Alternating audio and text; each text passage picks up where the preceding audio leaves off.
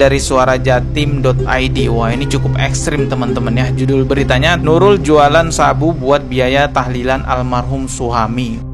Saya harap banyak para ustadz yang menjelaskan mengenai hal ini kepada masyarakat agar tidak memberatkan masyarakat. Laksanakanlah tahlilan sebisanya dan seadanya. Jelaskan dan beri penegasan bahwa kalau memberatkan malah hukumnya menjadi makruh. Kasihan mereka yang awam berpikir, wah ini harus mewah, harus dilakukan, harus pakai ini itu, akhirnya menghutang. Bahkan ada yang harus mencuri. Ya, kita harus sampaikan ini kepada masyarakat biar tidak terjadi lagi hal-hal yang tidak diinginkan.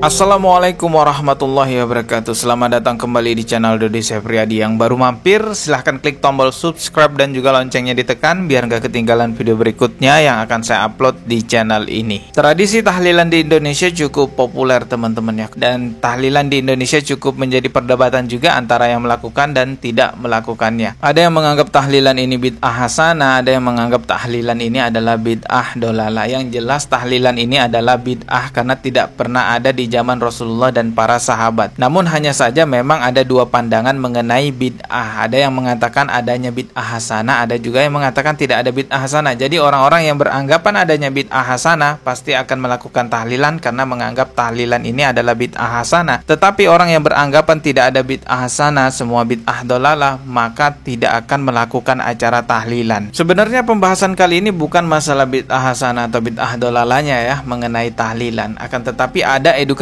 yang penting juga harus dipahami oleh masyarakat mengenai pelaksanaan tahlilan, terkhusus di persoalan menyiapkan makanan untuk tamu undangan acara tahlilan. Karena berdasarkan jejak digital yang saya lihat di sini, banyak sekali masyarakat yang melakukan kejahatan seperti pencurian dan lain sebagainya hanya sekedar untuk melaksanakan acara tahlilan demi bisa memberikan makan yang cukup lebih kepada tamu undangan tahlilan. Jejak digital yang pertama ini saya mengutip dari gosumbar.com ya, dengan judul berita, ada-ada saja pria ini nekat curi sepeda di masjid untuk biaya tahlilan orang tuanya. Ya Allah, kasihan banget, demi melaksanakan acara tahlilan orang ini nggak punya uang, akhirnya mencuri sepeda di masjid. Jejak digital lainnya juga pernah ada di Detik News. Di sini judul beritanya, butuh dana tahlilan, Jumadi curi kabel ya. Masih ada lagi jejak digital lainnya, ini dari suarajatim.id. Wah, ini cukup ekstrim teman-teman ya. Judul beritanya, Nurul jualan sabu buat biaya tahlilan almarhum suami. Waduh, jadi jualan ya narkoboy demi untuk melaksanakan acara tahlilan suaminya gitu ya yang meninggal dunia.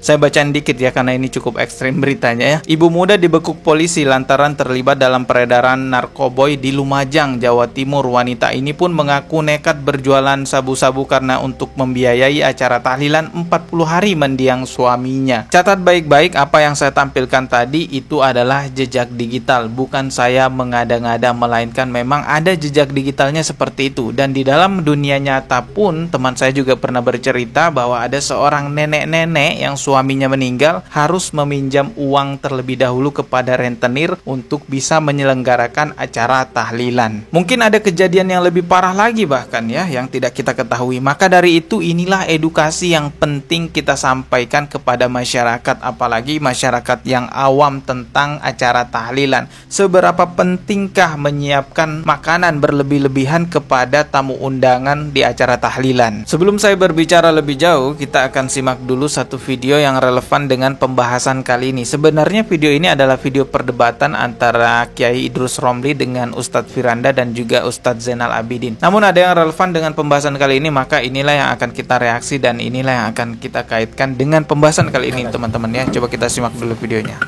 Terima kasih. Yang pertama masalah tahlilan. Ini yang dimaksud tahlilan itu makanannya, bukan bacaannya, bukan ihda ushawabnya kan ya. Kan yang 7 hari itu yang dibicarakan di dalam kitab-kitab fikih itu memang hukumnya makruh. Makruhnya itu mengapa? Karena yang sunnah itu adalah tetangga memberikan makan kepada keluarga duka cita. Berdasarkan hadis, isna'u li ali Ja'far ta'aman fa innahu qad atahum ma syaghalahum. Buatkan makanan untuk keluarga Ja'far karena mereka sedang berduka cita. Jadi yang sunnah tetangga memberikan makan untuk keluarga duka cita. Karenanya kalau dibalik keluarga duka cita membuat makan untuk tetangga, maka hukumnya makruh karena mukhalafah li sunnah. Karenanya kata para ulama, ini alasannya karena memberatkan. Dalam teori usul fikih, al-hukmu yaduru ma'a illatihi wujudan wa adaman. Hukum itu akan selalu berputar bersama illatnya, Ketika ilat itu ada, maka hukum ada. Ketika tidak ada, maka tidak ada. Karenanya kata para ulama, ketika hidangan makanan yang diberikan kepada jamaah itu murni dari keluarga duka cita, maka hukumnya makruh. Tapi kalau makanan itu bukan dari keluarga duka cita, dari tetangga, orang lain, maka tidak makruh. Karena sudah tidak memberatkan. Kaidah usul fikihnya seperti itu. Seperti diterangkan oleh seorang ulama Syafi'iyah, mufti Syafi'iyah dari Irak, Syekh Abdul Karim Al-Mudarris dalam kitabnya Jawahirul Fatawa. Nah, kondisi yang ada di Indonesia ketika ada orang meninggal, yang dikeluarkan itu tidak murni dari keluarga duka cita, tetapi banyak sumbangan dari tetangga. Bahkan dulu saya ketika teman-teman saudara Mundo kalau tidak punya beras mau dikirimkan, biasanya pinjam kepada orang yang keluarganya meninggal. Karena oleh orang diantari beras banyak sekali sampai berkuintal-kintal itu. Bahkan ketika kakak saya meninggal kintalan. Ini mungkin tidak tahu ini apa yang Ustaz Zainal tidak tahu masalah ini. Jadi makruh ketika itu memang murni dari keluarga duka cita. Kalau dari luar maka tidak makruh. Sebenarnya memberi makanan di acara tahlilan itu kan maksudnya menyedekahkan atas nama yang sudah meninggal dunia itu, dengan harapan yang meninggal dunia itu dapat pahala dari sedekah yang kita lakukan, dan tidak ada kewajiban harus menyiapkan makanan secara berlebih di acara tahlilan. Siapkan seadanya saja. Bahkan tadi yang kita dengarkan videonya, kalau memberatkan itu malah akan jadi makruh. Terlebih lagi jikalau disiapkan acara makanan tersebut dengan cara-cara, mohon maaf, seperti berita yang kita baca tadi, ada yang mencuri sepeda, ada yang mencuri kabel, ada yang juga jualan narkoboy, nauzubillah. Tentu ini menjadi haram, bukan lagi sekedar makruh. Intinya kita sudah tahu teman-teman ya, terkhusus persoalan menyiapkan makanan untuk tamu undangan tahlilan, jikalau itu memberatkan pihak yang sedang berduka, maka hukumnya makruh. Memang di sebagian tempat ada yang budayanya itu ketika tetangganya meninggal dunia, ya tetangga lainnya memberikan bantuan berupa sembako, bahkan juga ada yang memberikan uang. Jadi makruh